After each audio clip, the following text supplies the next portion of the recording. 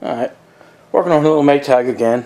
I've been dicking around a little bit. I wire wheeled some of the bigger parts here. Still got something to do. And when you take things apart, just to make sure you label them and put them in separate things and everything. I got one here, I call that parts, and this one here I call more parts. Now, actually, I also changed the wire on this. I cleaned these points up. Disassemble them and clean them up real good. And these are actually pretty good shape. And here's the old wire. So all that's ready to go.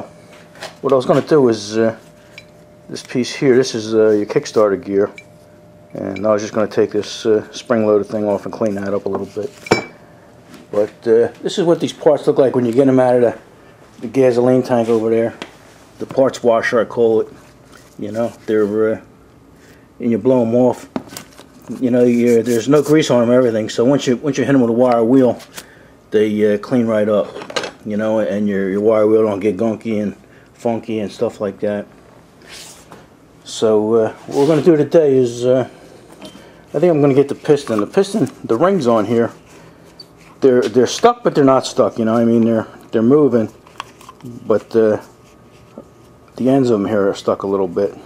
So we're going to take them off and clean this thing up real good, and then maybe we'll work on the connecting rod there and make it fit the crankshaft. So we'll see.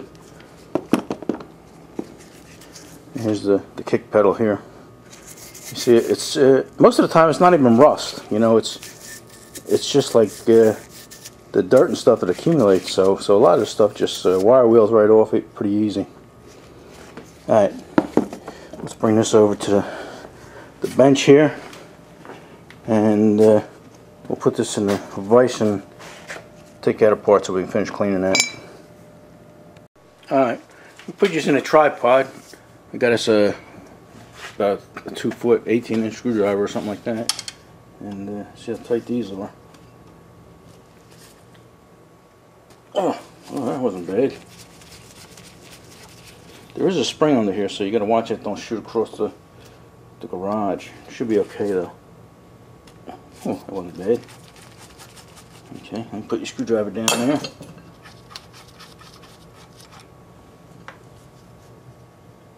Alright.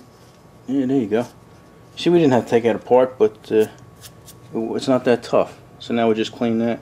Pretty interesting. This just goes up against the screw when you put it in, and that creates a spring-loaded mechanism there.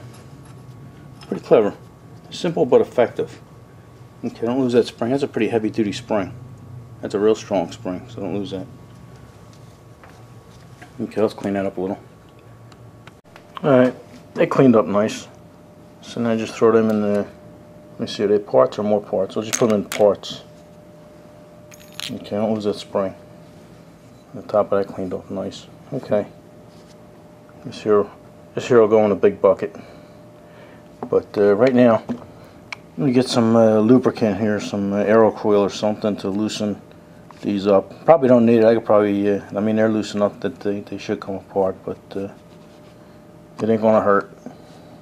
Alright, let me set this back up on the tripod. Alright, before I try and unstick these rings and everything, I want to show you something that's pretty cool. I was going to take the connecting rod out of there and the wrist pin, but it's all in good shape. Let me turn the light on here. It's all in good shape, and there's really no reason to take it apart. It's not like it's not difficult, but it's a little different. Let me see if I can there we go, get a light in there. Okay, right here near my finger up here is a cotter pin, and that actually holds the wrist pin on. But then if you look in here, you say, how do you bend the end of that over so the cotter pin don't fall out? Well, it's pretty interesting, because you actually have to drill it out. So let me throw you on a tripod and I'll show you what's going on in there. Alright, I got a little piece of paper here, and I'm just going to draw a piston, and I'll try and stay in frame here. I guess I can go way up to here. Okay.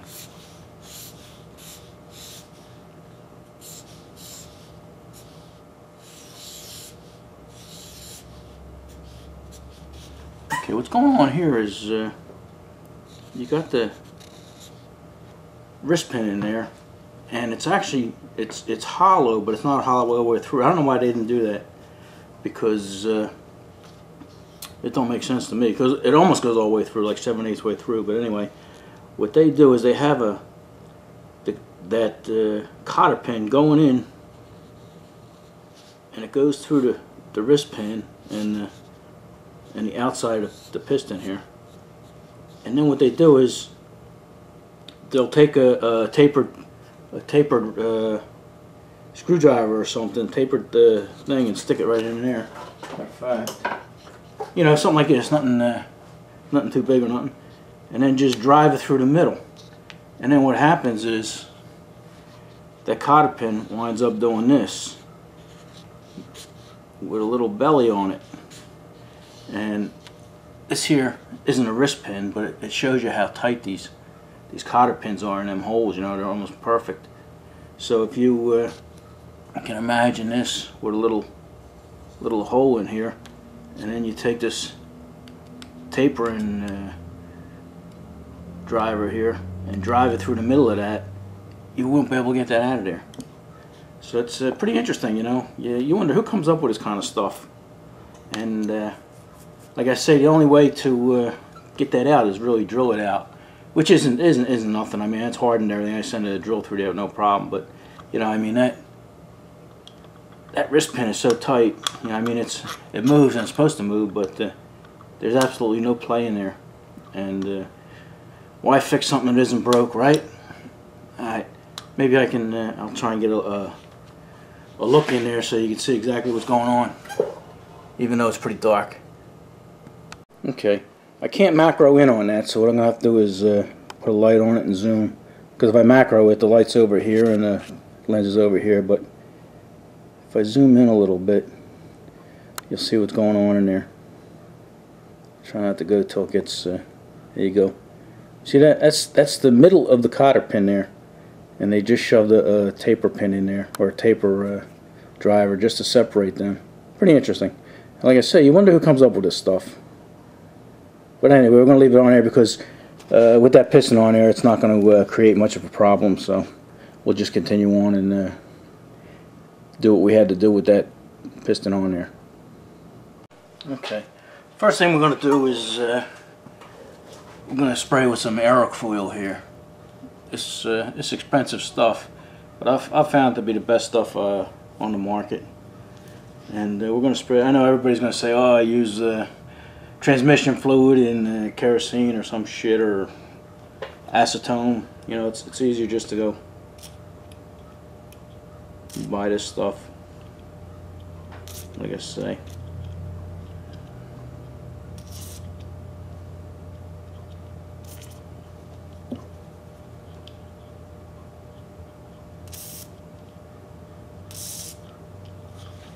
Okay, oh, slippery. Believe it or not, it feels like they're loosening up already. But it seems like they're stuck. They're stuck like, wow, they loosened that one right up. Look at that. Same with that one. Huh, wow. Interesting. So that goes to show you how good that stuff is. Yeah, look at that. Anyway, what I was going to show you was if that didn't work, you just get a little screwdriver and just work it, you know, very little bit at a time, and that'll get it. You don't want to get too aggressive with these, you know. I mentioned earlier that these pistons came with the different rings and stuff like that, and I was mistaken. I was thinking of the FH, the Briggs FH. They came with a dozen different ring setups, but the Maytags always stayed the same. Look at that, wow.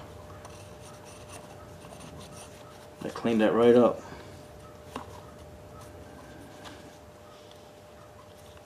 Just spin these a little bit. This one here is a little hung up right there. Look at that. That's all it takes.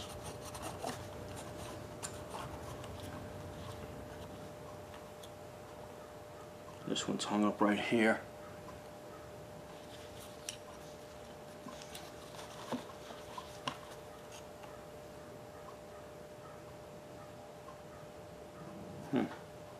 Seemed like it was loose before.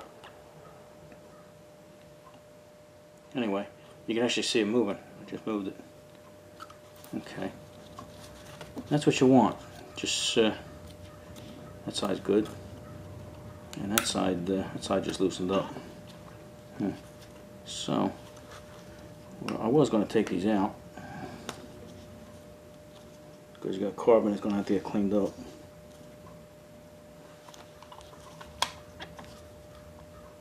You got to be careful when you're taking these off too. Okay.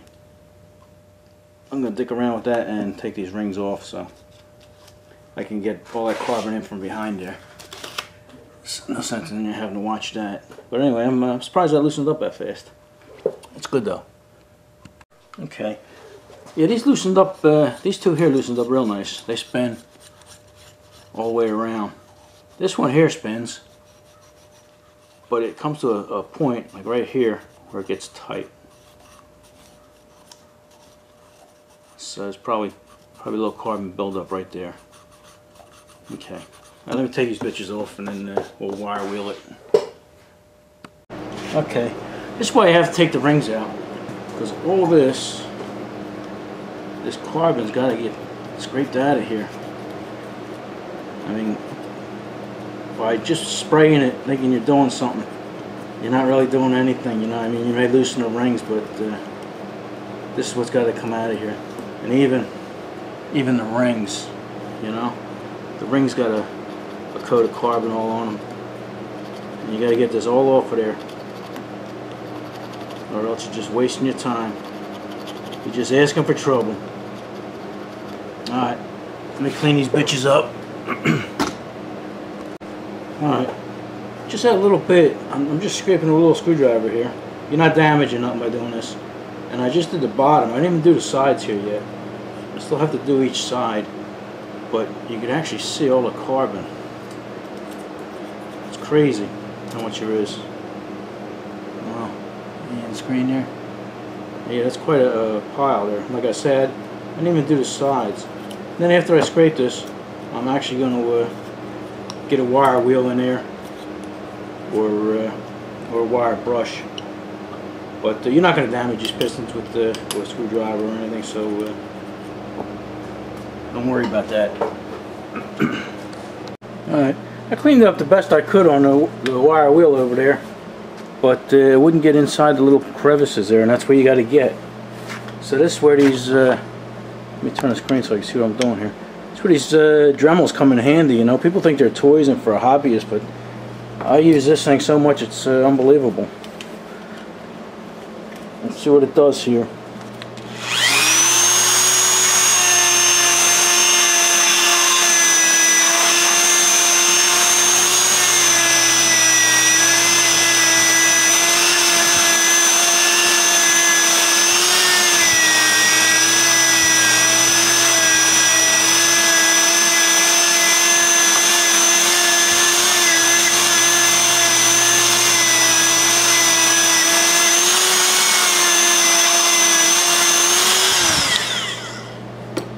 Alright, got nice and clean it made that. Let me turn the piston around and get the rest of it. You guys don't have to see that. Alright, we're happy with the way that cleaned up. I mean, it's about as good as you're going to get it. And even the rings cleaned up real nice. So, before we start, I guess the next thing we're going to do is we'll fit the end to the crank there, and that'll be our next step. But I'm not gonna put the rings on right now. That way, whatever dust you get in there, and you know, because you want to wheel them up and stuff, so that'll prevent us from getting any kind of contaminants in between the rings and inside there. So for now, I guess we're gonna say enough of this. All right, see you in the next one.